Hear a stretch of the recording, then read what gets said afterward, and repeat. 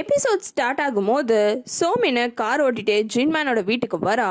சோமின் மட்டும் வரல, சில ட்ரோன்ஸ் கூட இந்த ஹவுஸை டார்கெட் பண்ணி தான் வருது. அப்படியே பாஸ்டுக்கு போறாங்க. அப்ப ஜியானோட பாட்டி இறந்துட்டாங்க, அவங்களோட ஃபுனரல் நடக்குது.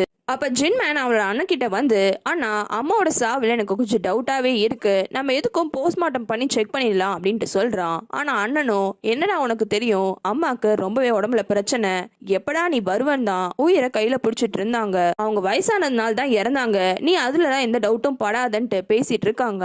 அப்ப சின்ன பொண்ணா இருக்கிற ஜியானு அங்க இருக்கிற ஒரு பொருளை போட்டு உடைச்சிடுறா. உடனே அம்மாக்கு கோவம் வந்துருது. அவங்க உடனே ஜியானை கூட்டிட்டு வந்து, ஜின்மேன் நீ ஜியானை கூட்டிட்டு நீங்க 2 பேரும் வீட்டுக்கு போங்க, மற்ற விஷயத்த எல்லாத்தையுமே நாங்களே இங்க பாத்துக்கிறோம் அப்படின்ட்டு சொல்றாங்க. இவங்க 2 பேரும் கிளம்புன கொஞ்ச நேரத்திலேயே இப்ப பிரசன்ட்ல ஜியானை அட்டாக் பண்ணிட்டு இருக்கிற அந்த ஸ்னைப்பர் அங்க வரான். வந்தவனும் அந்த பாட்டிக்கு இறுதி அஞ்சல் எல்லாம் செலுத்திட்டு ஜின்மேனோட அண்ணா கிட்ட, நான் ஜின்மேனோட பழைய ஃப்ரெண்டு அப்படின்ட்டு சொல்றான். அவங்க ஏதோ ஃப்ரெண்டுன்னு நினைக்கிறாங்க. ஆனா இவன் வில்லங்கமா சிரிக்கிறான். ஜியானு வீட்டுக்கு வந்துடுறா.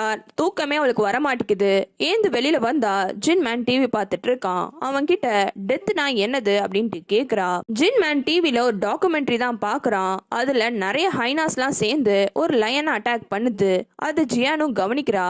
ஜின்மேன் உடனே, நீ டிவில பாக்குறல பாரு, அத்தனை ஹைனாஸ் வந்து அட்டாக் பண்ணுது, ஆனா சாக போறது என்னவோ அந்த லயன் தான். அந்த லயன் சும்மா இருக்கு, ஆனா அது சுத்தி இருக்கிற ஹைனாஸ் தான் கத்துது. சாவை பார்த்து நம்ம என்னைக்குமே பயப்படக்கூடாது.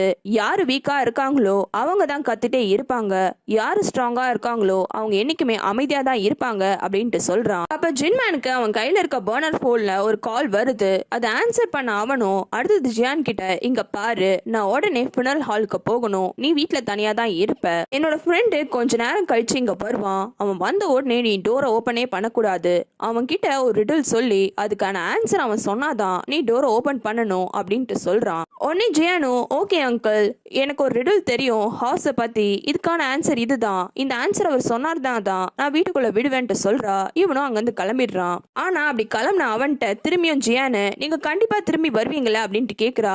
ஜின்மேனும் கண்டிப்பா வருவேன்னு சொல்லிட்டு கிளம்புறான். கொஞ்ச நேரம் கழிச்சு ஜின்மேன் சொன்ன மாதிரியே யாரோ வீட்டோட டோரை திறக்க ட்ரை பண்றாங்க. உடனே ஜியானும் அங்க போயிட்டு, நீங்க ரிடிலுக்கான ஆன்சர் சொல்லுங்க, நான் டோரை ஓபன் பண்றேன்ட்டு கேக்குறா. ஆனா அந்த ஆளும் வேற ஆள் போல இருக்கு. அந்த டோரை எப்படின்னா ஓபன் பண்ணணும்னு ட்ரை பண்றான். ஜியான் செமையா பயந்துடுறா. வெளியில இருக்க ஆளு எதையோ பண்ணி டோரை ஓபன் பண்ணிடுறான். ஜியான் செம பயத்துல இருக்கா. அவனும் உள்ள ஓபன் பண்ணி வர ட்ரை பண்றான். ஆனா திடீர்னு யாரோ வெளியில இருந்து அவனை பிடிச்சி இழுத்து டோரையும் க்ளோஸ் பண்ணிடுறாங்க.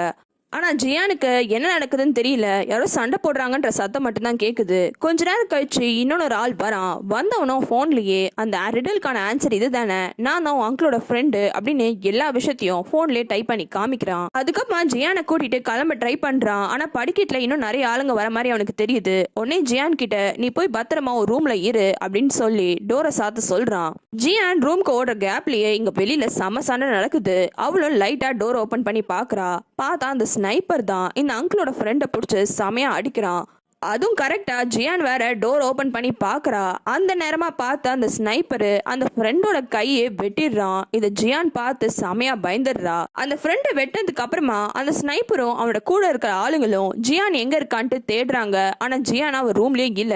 எங்கடா இந்த சின்ன பொண்ணு போனான்னு இவங்களும் விண்டோ வழியா எட்டி பார்த்தா ஜியானு அந்த விண்டோ வழியா எகிரி குதிச்சு அங்க இருக்கிற ஒரு ராட்ல தான் தொங்கிட்டு இருக்கா. ஜியான் சின்ன பொண்ணு கொலை பண்ணிடலான்ட்டு அந்த ஸ்னைப்பர் நினைச்சிருப்பான். ஆனா ஜியான் இப்பெல்லாம் பண்ணோல், நீ புலிக்கு பிறந்தது பூனை ஆகுமா, அவங்க அங்கிள் மாதிரியே இருக்கா பாரு, எல்லா வேலையும் பண்றா, சரிம்மா சின்ன பொண்ணு எவ்வளவு நேரம் தொங்குவ, இந்த கையப்படி மேல வா அப்படின்ட்டு கேக்குறான். ஆனா ஜியானோ கண்டிப்பா இவன் நம்மள கொலை பண்ணிடுவான்ட்டு அப்படியே கீழே விழறா. அவ நல்ல நேரம் கீழே சோஃபா தான் இருக்கு, ரோட்ல போட்டு வச்சிருக்காங்க, அது மேல விழுந்து அவளும் அப்படியே ரோட்ல ஓட ஆரம்பிச்சிடுறா. இருந்தாலும் ஸ்னைப்பர் கூட வந்த ஆளு இவளை ஃபாலோ பண்ணிட்டே போறான். இவளும் பயத்துல ஓடும் போது ரோட்ல டேர்ன் ஆகிற கார் ஒன்னு அவளை இடிச்சிடுது. உடனே கூட்டம் ஆயிடுது. எல்லாரும் சேர்ந்து அவளை ஹாஸ்பிட்டல்ல கொண்டு போய் அட்மிட் பண்ணிடுறாங்க. இந்த கில்லர்ஸால அவளை கொலை பண்ண முடியல. ஹாஸ்பிட்டல் அட்மிட் ஆன ஜியானோ லைட்டா கண்ணை முழிக்கிறா. அப்ப பக்கத்துல 2 போலீஸ்காரங்க பேசிக்கிறாங்க. பாவம் அந்த சின்ன பொண்ணு, இந்த ஃபுனரல் ஹோம்ல கொலை பண்ணாங்களே ஒரு கப்பிள்ஸ், அந்த கப்பிள்ஸோட பொண்ணு போல இவளும் இப்ப அடிபட்டு இப்படி கிடக்குறா. சொந்தன்னு சொல்லிக்கிறது யாரோ அங்கிளாம் ரொம்ப வருஷமா காணாம போயிட்டார் வேற சொல்றாங்க. பாவம் இந்த பொண்ணு அனாதையா என்ன பண்ண போகுதுன்னே தெரியலன்ட்டு பேசுறாங்க. தூங்கிட்டு ஜியானோட பெட்டுக்கு ஒரு ஹைனா வருது. அது அந்த ஹைனாவோட கையில அந்த ஃப்ரெண்டோட கை தான் இருக்கு. இத பார்த்தோம்ல செமையா பயந்து ஜியான் ஏந்துக்கிறா. பார்த்தா அவ ஹாஸ்பிட்டல்ல தான் இருக்கா. அந்த நேரம் அவ ரூமுக்கு வெளியில ஒரு கொலைகாரனும் அவளை கொலை பண்ண ட்ரை பண்றான். ஆனா உள்ள வந்ததுக்கு அப்புறமா தான் அவனுக்கு தெரியுது அவனை ஏமாத்திட்டு திரும்பியும் ஜியான் தப்பிச்சுட்டான்னு. எந்த பக்கம் போறதுன்னு தெரியாம ஜியானும் ஓடுறா. இந்த கொலைகாரனும் விடாம பின்னாடியே துரத்துறான். அப்ப ஜியானும் வேற வழி இல்லாம மார்ச்சரிக்குள்ளேயே போயிடுறா. வெளியில இருக்க அந்த கொலைகாரனுக்கும் தெரிஞ்சிருது இங்க ஒரே ஒரு ரூம் தான் இருக்கு, கண்டிப்பா ஜியானு அதுக்குள்ளதான் போயிருப்பான்னு முடிவும் பண்ணிடுறான். ஜியானுக்கும் வேற வழி இல்லாதனால அங்க இருக்கிற ஒரு டிராயர் ஓபன் பண்ணி அங்க இருக்கிற ஒரு டெட் பாடி கூடயே படுத்துக்கிறா. அதுக்கப்புறமா தான் அவளுக்கு தெரிய வருது அங்க இருக்கிற அந்த டெட் பாடியே அவளோட அம்மாவோடதுன்னு. உடனே அம்மா அப்படின்னு சொல்லி கட்டி பிடிச்சு அப்படியே மயங்கிடுறா. காரணம் அந்த இடமே அவ்வளவு சில்லுன்னு இருக்கு. வந்த கொலைகாரனும் அந்த மார்ச்சரிக்குள்ள போயிட்டு ஒரு டோரா ஓபன் பண்றான். அப்ப திடீர்னு யாரோ பின்னாடி பக்கம் வராங்க. இவனும் யாரான்னு திரும்பி பார்த்தா இவன் கூட வந்த ஃப்ரெண்டு தான். ஆனா அதுக்கப்புறமா என்ன ஆச்சுன்னு தெரியல, ஒரே கன் ஷாட்ஸ் எல்லாம் கேக்குது. ஜின்மேன் வந்து கரெக்டா அந்த டிராயர் ஓபன் பண்றான். உள்ள தூங்கிட்டு இருக்க ஜியானியும் பாக்குறான். அதுவும் ஜியான் வேற அவ அம்மா கூடயே படுத்துட்டு இருந்தோடனே ஜின்மேனுக்கு ரொம்பவே கஷ்டமா போயிடுது. ஜியானும் அப்பதான் லைட்டா கண்ணை திறக்க ட்ரை பண்றா. ஆனா ஜின்மேனும் கண்ணை மூடு நம்ம வீட்டுக்கு கிளம்பலாம் அப்படின்ட்டு கூட்டிட்டு போயிடுறான். ஒரு மாசம் கழிச்சு காமிக்கிறாங்க ஜியானும் ஜின்மேனும் வண்டியில எங்கேயோ போறாங்க. எல்லா திங்ஸுமே பேக் பண்ணிக்கிட்டு. ஜின்மேன் இந்த ஊர் பக்கமா தான் ஜியானை கூட்டிட்டு வரான். அதுவும் ஃபர்ஸ்ட் எபிசோட்ல பார்த்த வீட்டுக்கு தான் இவங்க ரெண்டு பேருமே முதல் வாட்டியா வராங்க. ஜின்மேனு அவனோட திங்ஸ் எல்லாம் எடுத்துட்டு வீட்டுக்குள்ள போயிடுறான். ஜியானும் பின்னாடியே அவ திங்ஸ் எல்லாம் எடுத்துட்டு வரா. அப்ப கால் தடுக்கி கீழேயும் விழுந்துடுறா. ஜின்மேன் வந்து ஹெல்ப் பண்ணுவான்ட்டு அவளும் பாக்குறா. ஆனா ஜின்மேனும் இங்க பாரு எனக்கு புரியுது உன் அம்மா அப்பா ரெண்டு பேருமே இத்தனை நாளா உன்னை பார்த்து பார்த்து வளர்த்துருப்பாங்க. ஆனா என்னால அவங்க ரெண்டு பேருமே ரீப்ளேஸே பண்ண முடியாது. உன்னோட விஷயம் எல்லாத்தையுமே நீயே தான் பாத்துக்கணும். நான்லாம் ஹெல்ப் பண்ண மாட்டேன் அப்படின்ட்டு சொல்லிடுறான். அதனால ஜியானே அவ திங்ஸ் எல்லாத்தையும் எடுத்துட்டு திரும்பி வீட்டுக்குள்ளேயே வந்துடுறா. நைட் டைம் ஜியான் தூங்கிட்டு இருக்கா. அப்ப அந்த இடத்துல தான் ஜின்மேனும் இருக்கான். டாக்டர் சொன்ன விஷயம் எல்லாம் அவனுக்கு தோணுது. அந்த இன்சிடென்ட்டுக்கு அப்புறமா ஜியானு ரொம்பவே அஃபெக்ட் ஆயிடுறா. பேசுறதுலாம் இப்ப அவ கிடையாது. அது மட்டும் இல்லாம அந்த இன்சிடென்ட்னால அவ லைஃப்ல நடந்த சில விஷயத்த கூட அவ மறந்துட்டா. இது எல்லாத்தையுமே நினைச்சு ஜிங்மேன் ரொம்பவே கஷ்டப்படுறான். காரணம் அவன் இவங்க லைஃப்குள்ள வந்தனால்தான் இவ்வளவு விஷயமும் நடந்திருக்கு. அதனால அவனை கன்னத்துல பலார்னு அடிச்சுக்கிறான். இப்ப ஜியானு ஸ்கூலுக்கும் போக ஆரம்பிச்சிடுறா. ஸ்கூல் டீச்சர் ஜின்மேனை கூப்பிட்டு விட்டு ஜியானை இங்க இருக்கிற பசங்க எல்லாரும் சேர்ந்து புள்ளி பண்றாங்க. காரணம் ஜியான் பேசாததுனால அப்படின்ட்டு சொல்றா. ஜியான் என்னெல்லாம் ஃபேஸ் பண்றான்னு வேற காமிக்கிறாங்க. ஸ்கூல்ல இருக்க பசங்க எல்லாம் சேர்ந்து ஜியானை என்னென்னமோ பண்ணி டார்ச்சர் பண்றாங்க. ஆனா ஜியானு ஒருத்தவங்க கிட்ட ஒரு வார்த்தை கூட பேச மாட்டேங்கிறா. இந்த மாதிரி அவ கஷ்டப்படும் போதுதான் அவ ஃபர்ஸ்ட் டைம் ஜியோங்கையும் பார்த்திருப்பா. ஜியோங்க ஹெல்ப் பண்ண வந்திருப்பான். ஆனா ஜியோங் கிட்ட கூட அவ பேசாம போயிட்டு இருப்பா. ஒரு நாள் மழை பெய்யுது. எல்லாருமே அவங்க அப்பா அம்மா எல்லாம் வந்து ஆசாசியா அவங்க பசங்களை கூட்டிட்டு போறாங்க. ஆனா ஜியானுக்கு அப்படி யாருமே இல்ல. அவளும் கொஞ்ச நேரம் வெயிட் பண்ணிட்டு அப்படியே நடந்தே மழையில வீட்டுக்கு போறா. கொஞ்ச நேரம் கழிச்சுதான் ஜின்மேனும் வரான். இவ ரோட்ல நடந்து போறத கவனிச்சு அவனும் வண்டியை நிறுத்துறான். ஆனா இவன் என்ன சொல்ல ட்ரை பண்றான்னு கூட ஜியானுக்கு புரியல. அவளும் அப்படியே நடந்து போயிட்டே இருக்கா. இவனும் கொஞ்சம் அவளை ஃபாலோ பண்ற மாதிரி அவளுக்கு புரிய வைக்க ட்ரை பண்றான். ஆனா அவளுக்கு புரியலன்னு தெரிஞ்ச உடனே இவனும் வண்டியை ஓட்டிட்டு போயிடுறான். இப்படி மழையில நனைஞ்சதுனால அவளுக்கு உடம்பும் சரியில்லாம போயிடுது. சொல்லணும்னா ஜியானை அவன் ஒரு குழந்தையாவே ட்ரீட் பண்ண மாட்டேங்கிறான். ஒரு அடல்ட் மாதிரியே ட்ரீட் பண்றான். அவனுக்கான சாப்பாடை அவனே போட்டு சாப்பிடுறான். ஜியான் வந்து சாப்பிடுன்னு கூட கூப்பிட மாட்டேங்கிறான். ஜியானும் வந்து பார்த்துட்டு போயிடுறா. அதுக்கப்புறமா ஃபைனலா அவளுக்கும் புரியுது.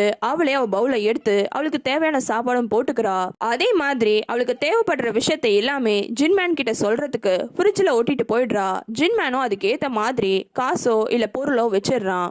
சொந்த அண்ணன் பொண்ணு இவ்வளவு பிரச்சனைல இருக்கா. ஆனா ஏன் ஜின்மேன் இப்ப எல்லாம் கொஞ்சம் கூட மனசாட்சியே இல்லாம பண்றான் நம்ம யோசிப்போம். அப்பதான் அந்த ஸ்கூல்ல நடந்த விஷயத்த காமிக்கிறாங்க. அந்த டீச்சரும் ஜியானுக்கு இப்படி ஒரு விஷயம் இருக்குல்ல, நம்ம இப்படி வேணா பண்ணி பாக்கலாமா அப்படின்ட்டு ஹெல்ப் பண்ண வரா. ஆனா அதுக்கு ஜின்மேனும் இல்ல, இந்த விஷயத்த ஜியானு தனியா தான் ஃபேஸ் பண்ணணும். அவளா தனியா ஃபேஸ் பண்ணாதான் இந்த விஷயத்துல இருந்து சீக்கிரமா வெளியில வருவா அப்படின்ட்டு சொல்றான். ஜியானு ஸ்கூல்ல எப்பவுமே 3 பசங்க தான் சேர்ந்து தொல்லை பண்ணிட்டே இருப்பாங்க. அந்த பசங்க அன்னைக்குன்னு பார்த்து ஜியானை பேஸ்மெண்ட்ல போட்டு லாக் பண்ணிடுறாங்க. ஜியானு கொஞ்சம் தைரியமா தான் இருக்கா. ஆனா நைட் ஆகும் போது அவளுக்கு பயம் வந்துருது. அந்த பயத்துல திரும்பியும் அந்த ஹைனா அது ஒரு மனுஷன் கையை கொண்டு வரத வேற பாக்குறா. செமையா அவளுக்கு பயம் வந்துருது. உடனே டக்குன்னு போயிட்டு அங்க லாக் ஆயிருக்கிற டோரை புடிச்சு தட்டுன்னு தட்ட ஆரம்பிக்கிறா. அந்த பயத்திலேயே அவ பேசவும் ஆரம்பிச்சிடுறா. அதுவும் அவ கத்துறது அவ அங்கிள் நேம் ஜாங் ஜின்மேன் கத்திக்கிட்டே இருக்கா.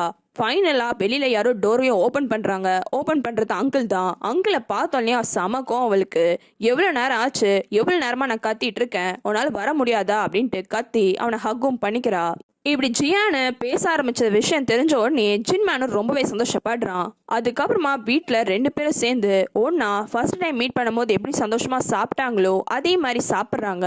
இப்போ ப்ரெசென்ட்ல ஜியானு அந்த மெசேஜ் வந்தோடனே அதே இடத்துல தான் நிற்கிறா. ஆனால் அந்த சோமினை சும்மா விடாம ஃப்ரெண்டோட தட்டிட்டே இருக்கா. ஜியானுக்கும் எரிச்சல் ஆயிடுது. அங்கிள் வீட்டில் இல்லைங்க, அப்புறமா வாங்க அப்படின்ட்டு சொல்றா. அப்ப சோமின் சைனீஸ்ல பேசி ஜியானை டோர் ஓபன் பண்ண வைக்க ட்ரை பண்றா. ஆனா ஜியானுக்கும் சைனீஸ் தெரியும் போல இருக்கு.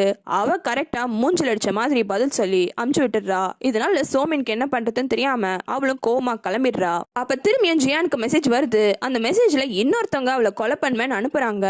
அதே நேரம் ஜாங்கும் ரூம் குள்ள வா அப்படின்ட்டு கூப்பிடுறான். ஜியானு வெளியில சோமின் கூட டீல் பண்ணிட்டு இருந்த டைம்ல ஜியாங் அந்த வெப்சைட்டை பத்தி ஃபுல்லாவே படிச்சிடுறான். யார் வேணாலும் இந்த வெப்சைட்லாம் ஓபன் பண்ணி இங்க இருக்கிற ப்ராடக்ட்ஸ் எல்லாம் வாங்க முடியாது. அவங்க இங்க இருக்கிற ஆத்தரைஸ்ட் மெம்பர்ஸ் கிட்ட கோட்ஸ் கேட்கணும். அவங்க கோடு கொடுத்தாதான் இவங்களால அதுக்கேத்த ரிலேட்டட் ப்ராடக்ட்ஸை வாங்க முடியும்னு சொல்றான். என்ன கோடு அதுன்ட்டு ஜியானும் கேக்குறா. மொத்தம் 4 கோடு இருக்கு. ஜியாங்கும் எக்ஸ்பிளைன் பண்றான். முதல் கோடு கோட் ரெட். ஒரு ஆளு இன்னொரு ஆளை கொலை பண்றதுக்காக கேக்குறானா அவனுக்கு இந்த மாதிரி கோடு கொடுப்பாங்க. அடுத்த கோடு பர்பிள் ஸ்பைஸ்க்கு. 3வது கோடு எல்லோ, இந்த கிளீன் அப் வேலைலாம் பண்றவங்களுக்கு. கடைசி கோடு கிரீனு. இந்த வெப்சைட் மூலமா யார் யாருக்கெல்லாம் கோட்லாம் கிடைச்சிருக்கோ அவங்கெல்லாம் எப்பவுமே கோட் கிரீனை அட்டாக்கே பண்ணக்கூடாது. ஒருவேளை கோட் கிரீன் கஷ்டத்துல இருந்தா மற்றவங்க எல்லாரும் அவங்க உயிரை பணைய வச்சு இந்த கோட் கிரீனை காப்பாற்றணும் அப்படின்ட்டு சொல்றான். கோட் கிரீன்னு சொல்றியே, யார் அவங்க அப்படின்ட்டு ஜியான் கேக்குறா. ஜியாங்கோ அந்த வெப்சைட்ல யார் கோட் கிரீன்னு தேடுறான். பார்த்தா அந்த இடத்துல கிரீன்னு மென்ஷன் ஆகியிருக்கிறது ஜின்மேனும் ஜியானும் தான். அது மட்டும் இல்ல, இந்த வெப்சைட்டை நடத்துறவங்க பேரும் இவங்க தான் அப்படின்னு மென்ஷன் ஆயிருக்கு. இப்படி எல்லா விஷயத்தையுமே ஜியான் ப்ராசஸ் பண்றதுக்குள்ளேயே திடீர்னு அந்த வீடே அதிர ஆரம்பிக்குது. என்னடா அப்படின்னு சொல்லிட்டு இவங்களும் பயந்தடிச்சுட்டு வெளியில வந்து பார்த்தா வீட்டோட வெளி சுவரை யாரோ அட்டாக் பண்ணி அந்த இடமே ஒரே புகை மூட்டமா இருக்கு. இவங்க என்ன பண்றதுன்னு திணறி போறாங்க. அப்ப திடீர்னு 2 ட்ரோன்ஸ் வந்து வீட்டோட மொத்த கண்ணாடியும் அந்த பக்கம் இந்த பக்கம் உடைக்க ட்ரை பண்ணுது. இவங்களும் அவ்வளவுதான் நம்ம காலின்னு நினைக்கிறாங்க. பார்த்தா அந்த கண்ணாடி எல்லாமே புல்லட் ப்ரூஃப் கண்ணாடியா இருக்கு. அப்பதான் இவங்களுக்கே தெரியுது கண்ணாடி எல்லாம் புல்லட் ப்ரூஃப்னு. சரி ஓகே, நம்ம எப்படிலாம் தப்பிச்சிடலான்னு பின்னாடி டோர் வழியா தப்பிக்க ட்ரை பண்றாங்க. பார்த்தா அங்கேயும் ஒரு ட்ரோன் வந்துருது. இவங்க உடனே அந்த பேக் டோரையும் சாத்திடுறாங்க. அந்த பேக் டோர் கூட சாதாரண டோர் கிடையாது, மெட்டல் டோரு. அதனால புல்லட் உள்ளேயே வரமாட்டேங்குது. இதெல்லாம் பார்க்கும்போது இவங்க 2 பேரும் என்ன அங்கிள் எல்லாமே ஆல்ரெடி பிளான் பண்ண மாதிரி செட்டப் பண்ணிருப்பாரோ அப்படின்ட்டு யோசிக்கிறாங்க. சரி வீட்டுக்குள்ளேயே இருக்கலாம், வீடு சேஃபா தான் இருக்குன்னு இவங்க நினைக்கிறாங்க. ஆனா இந்த ட்ரோன்ஸ் என்ன புல்லட் யூஸ் பண்ணாலும் இந்த விண்டோ உடையாதனால எக்ஸ்ப்ளோசிவ்ஸ் எல்லாம் யூஸ் பண்ணி அந்த கண்ணாடியை உடைச்சிடுது. 2 பேரும் உயிரை எப்படின்னா காப்பாத்திக்கணும்னு ஒரு ரூம்குள்ளேயே ஓடிடுறாங்க. ஜியாங் ஓடின ரூம்குள்ள ஒரு கபோர்டு இருக்கு, மெட்டல் கபோர்ட். உடனே அவனும் உள்ள போய் ஒளிஞ்சுக்கிறான். கண்ணாடி உடைஞ்சதுனால ட்ரோனும் வீட்டுக்குள்ள வந்து கரெக்டா ஜியாங் இருக்க ரூம்குள்ளேயும் போயிடுது. அதுக்கு மெயின் டவுட்டே இந்த கபோர்டுக்கு பின்னாடி தான் யாரோ இருக்காங்கன்னு. அதே எக்ஸ்ப்ளோசிவை யூஸ் பண்ணி அந்த கபோர்டையும் உடைச்சிடுது. உள்ள ஜியாங் மாட்டிக்கிறான். ஆனா பக்கத்து ரூம்ல இருக்கிற ஜியான் அவகிட்ட இருக்க ஏதோ ஒரு பொருளை எடுத்துட்டு வந்து அந்த ட்ரோனையே அடிக்கிறா. பின்னாடில இருந்து அட்டாக் பண்ணதுனால ட்ரோனும் இதை எதிர்பார்க்கல. ஆனா ஜியானுக்கு இருந்த வெறியில அந்த ட்ரோன் மேல சேர் எல்லாம் போட்டு உடைச்சு அந்த மொத்த ட்ரோனையும் உடைச்சிடுறா. வேற ஒரு இடத்துல நடந்த விஷயத்த காமிக்கிறாங்க. நெருப்பெல்லாம் மூட்டி சில ஆளுங்கெல்லாம் அதை சுத்தி நின்று பேசிட்டு இருக்காங்க. அப்ப அந்த இடத்துக்கு ஒரு ஆள் வரான். அந்த ஆளோட பேரு மிஸ்டர் கிம் போல இருக்கு. அதுவும் இந்த நெருப்பை சுத்தி நின்றுட்டு இருந்த ஆளுங்களோட பாஸ் போல. வந்தோடனே எல்லாரும் செமையா அவனுக்கு மரியாதை தராங்க. வந்த அவனும் திடீர்னு அங்க இருக்கிற ஒரு கத்தியை எடுத்து அவன் கைக்குள்ள இருந்து எதையோ கட் பண்றான். பார்த்தா அவன் கைக்குள்ள ஒரு சின்ன சிப் தான் இருக்கு. இந்த சிப்பு தான் கோடு போல இருக்கு. எடுத்து அவனும் அதை நெருப்புல போட்டுட்டு எனக்கு இந்த மேல இந்த கோட்ஸ் எல்லாம் தேவையில்லை அப்படின்ட்டு சொல்றான். இது ஏதோ பண்ணக்கூடாத விஷயம் போல இருக்கு. சுத்தி இருக்கவங்க எல்லாருமே ரொம்ப ஷாக் ஆயிடுறாங்க. அதுல ஒரு ஆள் வேற ஜிங்மேன் இறந்துட்டான்னு சொன்னாங்களே, அதெல்லாம் உண்மையா? அப்பா இனிமேல் நம்ம பயம் இல்லாம என்னன்னாலும் பண்ணலாமா அப்படின்ட்டு கேக்குறான். இவங்க எல்லாம் பேசிட்டு இருக்க இந்த இடத்துக்கு அந்த ஸ்னைப்பர் வரான். இந்த ஸ்னைப்பரே உங்களோட ஃப்ரெண்டு தான் போல இருக்கு. வந்தோடனே எல்லாருமே சந்தோஷமா கூப்பிட்டு பேசுறாங்க. ஆனா இந்த ஸ்னைப்பருக்கு அங்கிள் மேல என்ன காண்டுன்னு தெரியல. உங்களுக்கு தெரியுமா தெரியாதா, அந்த ஜிங்மேனோட நீஸை யாரு கொலை பண்ணியோ இல்ல உயிரோடவோ கொண்டு வந்தாங்களோ அவங்களுக்கு போனஸ் கிடைக்குமா உங்களுக்கு தெரியுமா அப்படின்ட்டு கேக்குறான். இந்த விஷயம் உண்மையா பொய்யான்னு தெரியல, இல்ல யார் ஆர்டர் பண்ணானும் தெரியல. இந்த ஸ்னைப்பர் இப்படி இந்த விஷயத்த கொளுத்தி போட்ட உடனே அங்க இருக்கிறவங்க எல்லாருமே கொஞ்சம் கூட யோசிக்காம எப்படின்னா ஜியானை கொலை பண்ணணும்னு கிளம்புறாங்க. ஆனா முதல் ஆளா அங்க வந்து கிளம்புறது இந்த ஸ்னைப்பர் தான். வேற எதனா ஒப்பீனியன் இருந்தா அது கமெண்ட்ல சொல்லுங்க. அதே மாதிரி சேனலுக்கு மறக்காம சப்ஸ்கிரைப் பண்றீங்க.